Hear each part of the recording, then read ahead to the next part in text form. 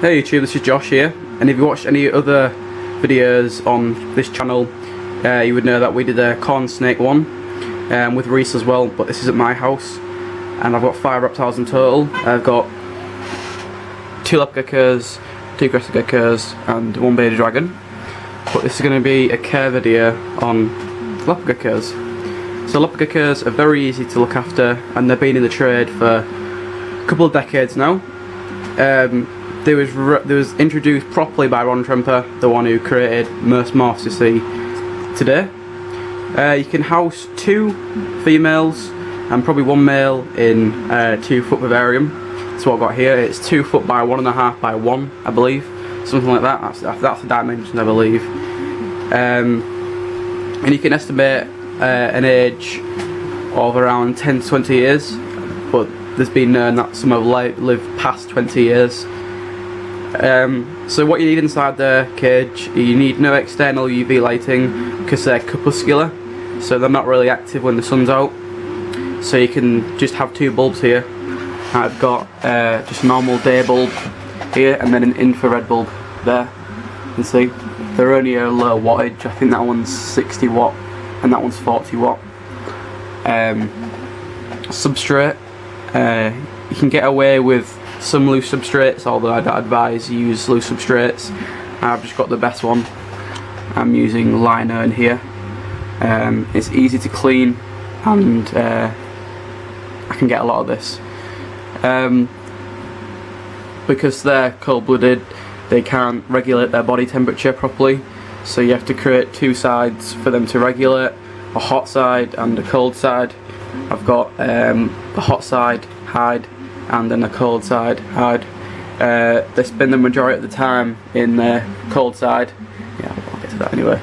But most people just put 2 hides in there. But I've got a couple. Because they're a gecko species, I can't really think of the actual definition of it when they poo in like a certain area. But it's basically to stop predators from going to their hides. So say if they was over there, they would always poo in here. As you can see, they're always doing here, which is, it's good for cleaning as well because you always know where it is, and most other geckos do it as well.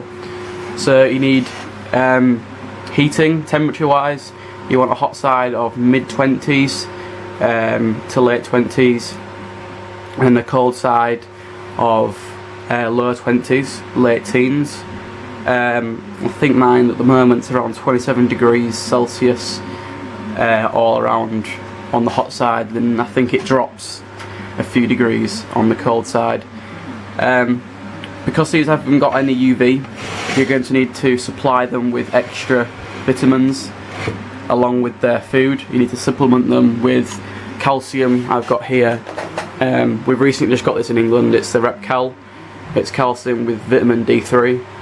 Usually if you had bearded dragons, you would get a UV bulb, and they absorb that into their skin and it goes into metabolism and prevents diseases. And this is one of the main killers in leopard geckos. Well, it doesn't really kill them, but it just affects their life. I've just got a small shallow calcium dish here which you change every so often, and then obviously you dust their food thoroughly. Then you also need to give them fresh water every single day. You can use bottled water, but I've gotten away with just using tap water.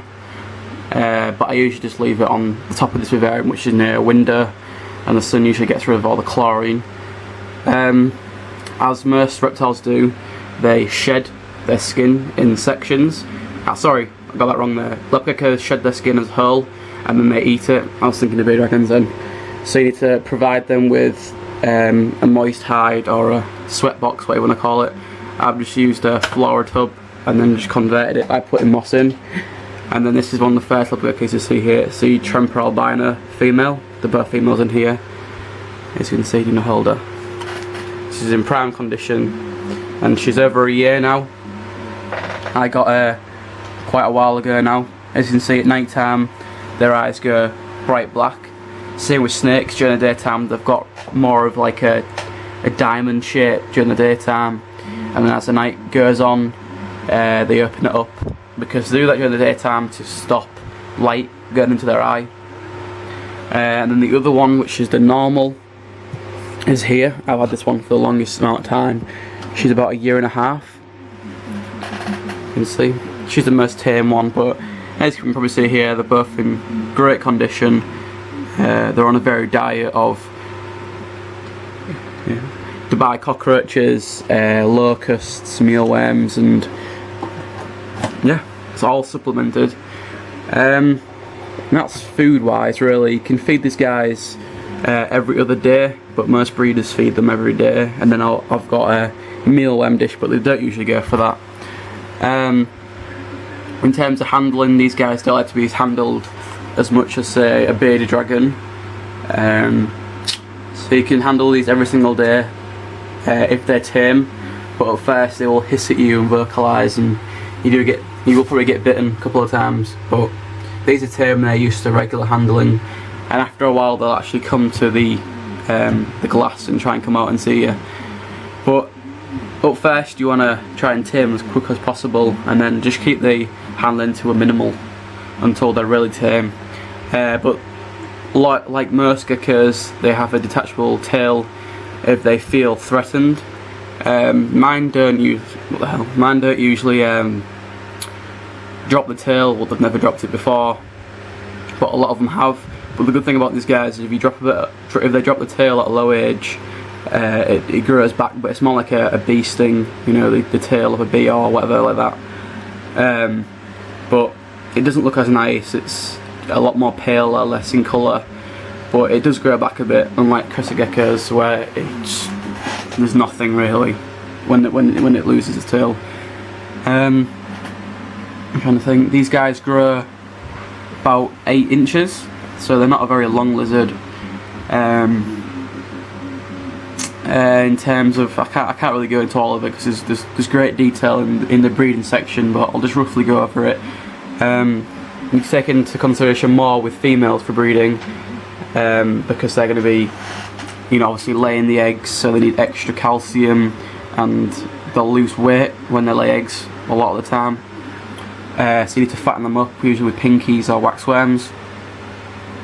But I would breed females at around 55 grams, nothing less, and then males probably 40, I'll just say 45 grams and above, because obviously they copulate and then that's it really.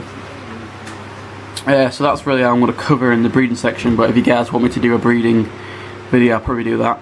But what else can I do? So I've done regular watering,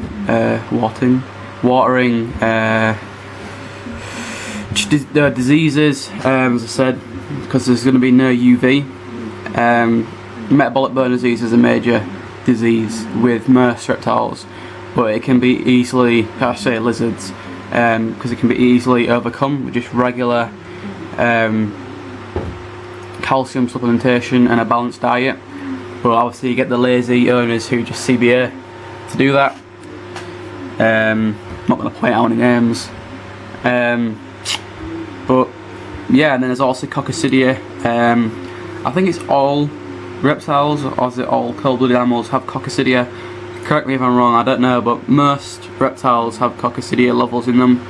It's kind of like, I don't know, it's just a disease or an infection what they're born with, but at low levels it's not a problem. But it's when, say, they poo and then you put food in there and then the food eats that and then your animal eats that, then obviously the levels go up and it can be fatal. And probably another one which a lot of breeders probably get is, a lot of people don't, when they breed their leopard geckos, they don't put a substrate and they leave just clear plastic, and a lot of the time the animal will slip and slide, in this case leopard gecko, and the joints and limbs and stuff, they just turn flat and they can't really walk properly. I've seen that quite a lot of the time, but it's not as often, it's quite rare, but it still does happen. So then the main 3 diseases with leopard geckos, it's quite hard to think on the spot, like you know it all beforehand, but then I've kind of forgot most of the things, but probably do a breeding video. But yeah, so I'll go over it again. You need a moist hide in there, you need a hot and cold side for them to regulate, you need temperatures of around mid-20s for the hot side, and then low 20s, late teens for the cold side. Need a calcium dish. But if you're using a UV bulb, it doesn't harm them. It brings out the colour pigment in them, makes them look a bit more colourful. It's probably more beneficial, but it's not a necessity. But if you are using UV, you don't want to be using calcium with vitamin D3, because I think they get, it's called gout when they have too much calcium. Don't know why, but it's just a disease. Regular water, feeding every day, supplement, dust the food, most feedings, and that's it really. But yeah. Yeah, I suppose, yeah, but I'm keeping mine in a 2-foot aquarium at the moment. That's because I just want them to have a, you know, a more natural, you know, quality of life, and it just looks better in my room. As you can see, I've got them on there, and I've got the crystal geckos, and then I've got the roaches there. But you can also keep them in rubs, which on my old channel, we've kind of like combined channels now. I was keeping Stitch, which is the normal, in that tub for, I think I was keeping her in there for like 2 months, but it's just kind of like a prison. I've got them in there at the moment, but I probably will be upgrading them to a proper terrarium eventually. Terrarium. I'm trying to think what was I going to say. About mics and stuff like that. Substrates. I've done substrate. I didn't say, oh yeah. For substrate, you can use, I'm using liner, but you can use some loose substrates such as orchid bark. I wouldn't recommend using sand at all. You can use newspaper, kitchen roll, all that stuff. That's all good. But the thing I like about this liner is it kind of takes in the heat, so they can kind of just lay on there as underbelly heat. Yeah, because they don't take heating from the back like the dragons do. Yeah. They take it from the belly. Like Ree said, mites, but I've never really seen it with leopard geckos. Mites are a handful either, are they? I believe, and they hang around your water bowl mostly. Yeah, I've never really seen them with any of my animals really. I think it's mainly just with snakes in it, because of the substrate what you use with snakes. But people use these in tubs like that. I've got my crest geckos in there at the moment, but like storage tubs like that up there, people keep them up there in them sort of things like that. But that's it really. It's just kind of just basic care on these guys, like breeding and stuff like that, and food. You can go into great detail and what actual food, but I think I've kind of covered the vague stuff. Thanks for watching, guys.